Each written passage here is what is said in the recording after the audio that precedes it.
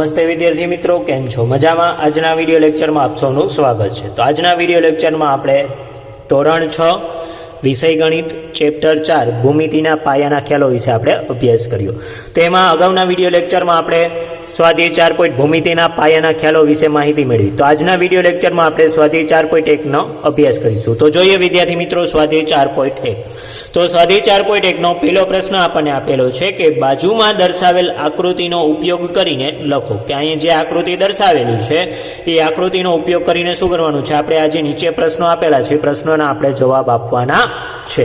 तो जोईए पहलो प्रश्न आपने शुं आपेलो छे के 5 बिंदुओ। के आमां शुं करवाना छे के आपणे आ जे बाजुमां आकृति आपेली छे बाजुमां आपेली आकृति उपरथी 5 बिंदुओ लखवाना छे। तो लखीए पहेलानो जवाब। तो 5 बिंदुओ कया कया थशे? तो आकृतिमां 5 बिंदुओ, आकृतिमां 5 बिंदुओ,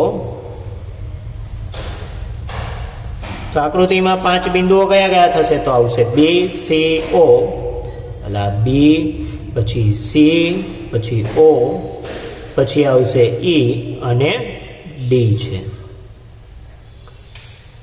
बराबर। तो आकृति में 5 बिंदुओ कया कया थशे? तो आकृति में 5 बिंदुओ बी पछी सी ओ ई अने डी छे।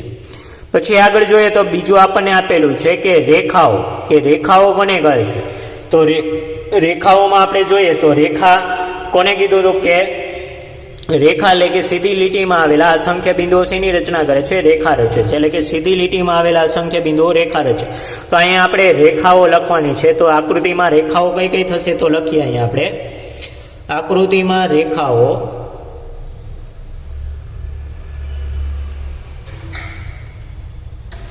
તો આકૃતિમાં રેખાઓ કઈ કઈ છે? તો રેખા ડીઈ, रेखा डीई, पछी आवशे रेखा डीओ, पछी लईए तो आवशे रेखा डीबी, पछी लईए तो आवशे रेखा ईओ वगैरह। के आ बधी शुं थशे?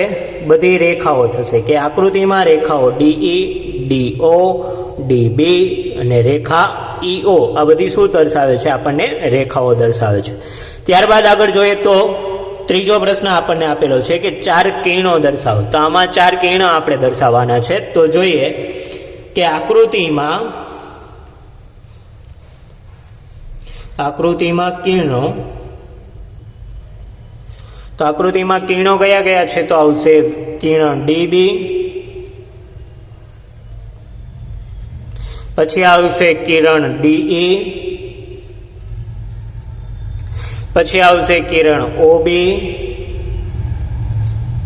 पछी आगळ जोईए तो आवशे किरण ओई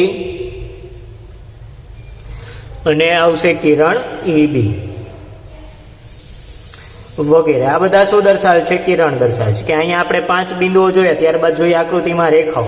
तो रेखा डीई, पछी रेखा डीओ, पछी रेखा डीबी, पछी रेखा ईओ। आ बधुं शुं दर्शावे छे? रेखा दर्शावे छे। हवे जोईए किरण। तो किरणो कया कया आवशे? तो किरण डीबी, पछी किरण डीई, पछी ओबी, पछी किरण ओई अने किरण ईबी। तो आ बधा शुं दर्शावे छे? किरणो दर्शावे छे। के रेखाना एक अंत्य बिंदुवाळा भागने कहेवाय किरणो। तो आमां एक अंत्य बिंदुवाळा रेखाना भागने शुं कहेवामां आवे छे? तो किरण। तो किरण थशे डी बी, पछी बीजुं आवशे किरण डीई, पछी त्रीजुं किरण ओबी, किरण ओई अने किरण ईबी। आ बधा शुं थशे? किरणो थशे। त्यारबाद आगळ जोईए तो चौथो प्रश्न आपणे डी आपेलो छे के 5 रेखाखंडो।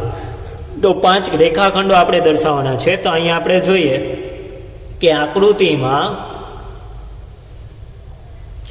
रेखाखंडो,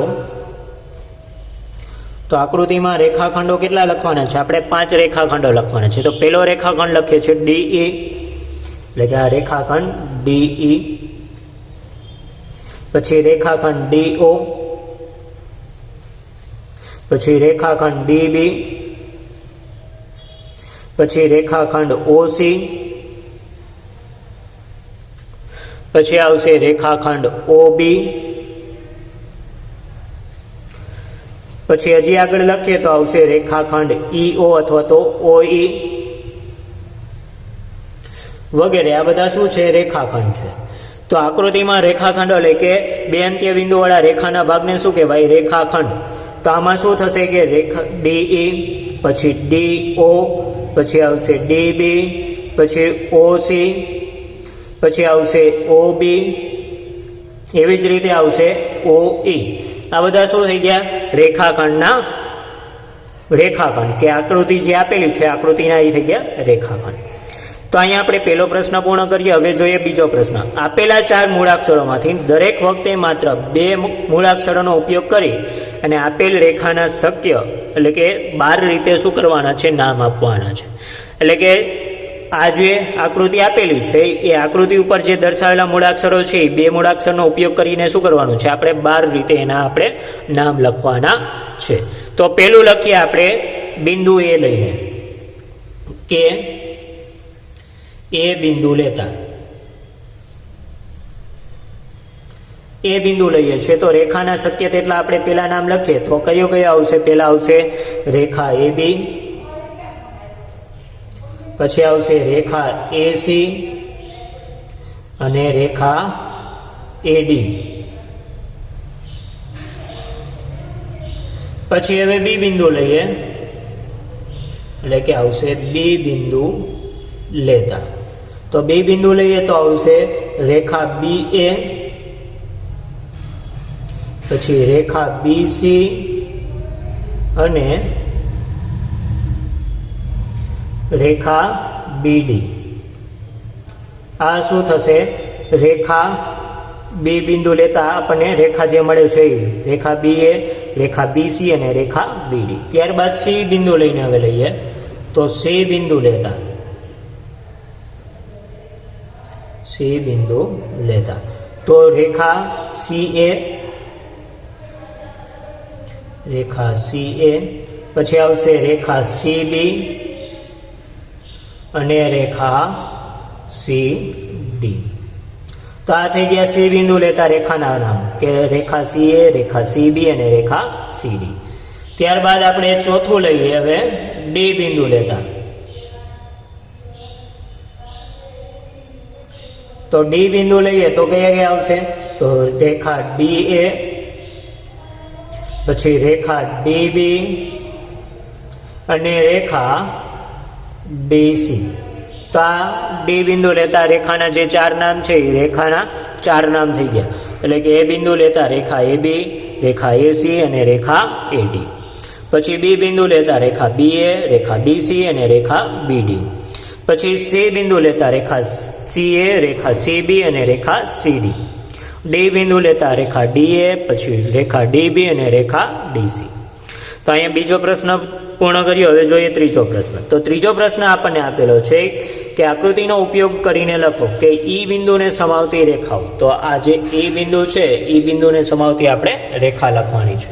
તો ઈ બિંદુને સમાવતી રેખાઓ કઈ કઈ થશે? તો ઈ બિંદુને સમાવતી રેખાઓ છે AE, પછી BA, પછી આવશે EF, પછી આવશે DE.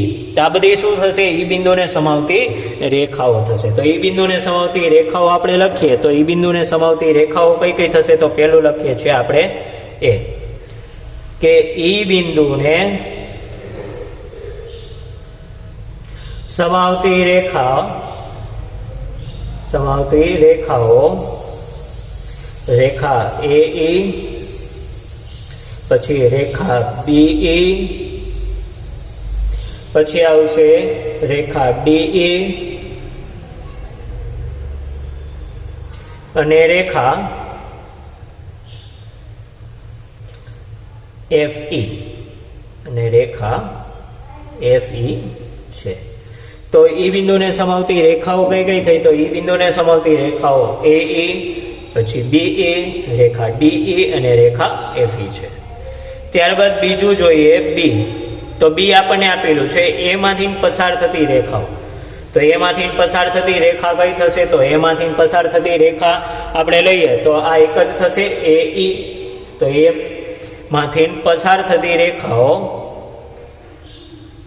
એ બિંદુમાંથી પસાર થતી રેખાઓ. તો પસાર થતી રેખાઓ કઈ થશે? તો રેખા એ ઈ, પછી રેખા એડી અને રેખા એબી છે. રેખા એબી છે. તો એ બિંદુમાંથી પસાર થતી રેખાઓ કઈ કઈ થશે? તો રેખા એ પછી રેખા એડી અને રેખા એબી. પછી ત્રીજું આપણે જોઈએ તો સી આપણને આપેલો છે કે ઓ બિંદુ જેમાં છે તેવી રેખાઓ.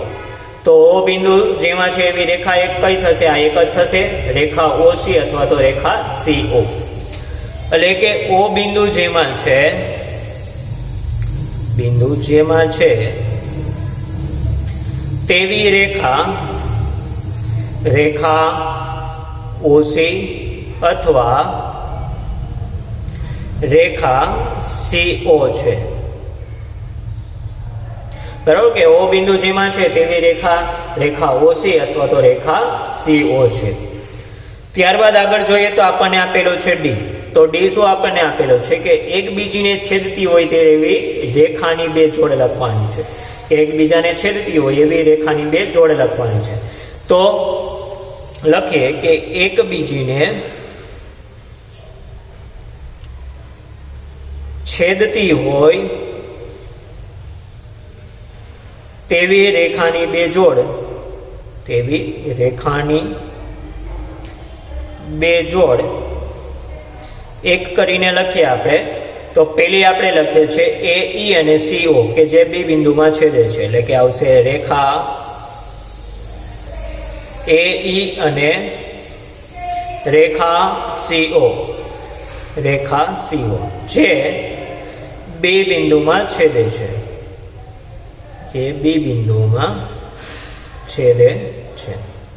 ત્યારબાદ બીજું આપણે લખીએ તો બીજી પરસ્પર છેદતી બે રેખાઓમાં લખીએ તો આવશે રેખા એ ઈ અને રેખા ઈ એફ જે બંને કેમાં છેદે છે? એ બિંદુમાં છેદે છે. એટલે કે રેખા એ ઈ અને રેખા ઈ એફ, રેખા ઈ એફ જે એ બિંદુમાં છેદે છે. બરોબર. તો અહીંયા આપણે એકબીજીને છેદતી હોય તેવી બે રેખાની જોડ લખવાની હતી. તો એકબીજીને છેદતી હોય તેવી રેખાની બે જોડમાં પહેલી જોડ થશે એ ઈ અને ઓસી કે જે બી બિંદુમાં છેદે છે, અને બીજી જોડ થશે એ ઈ અને એફ ઈ કે જે એ બિંદુમાં છેદે છે. તો અહીંયા આપણે ત્રીજો દાખલો પૂર્ણ કર્યો. આગળના વિડીયો લેક્ચરમાં આપણે સ્વાધ્યાય 4.1 ના આગળના દાખલાનો અભ્યાસ કરીશું. તો ત્યાં સુધી દરેક વિદ્યાર્થી મિત્રોને જય હિન્દ, જય ભારત.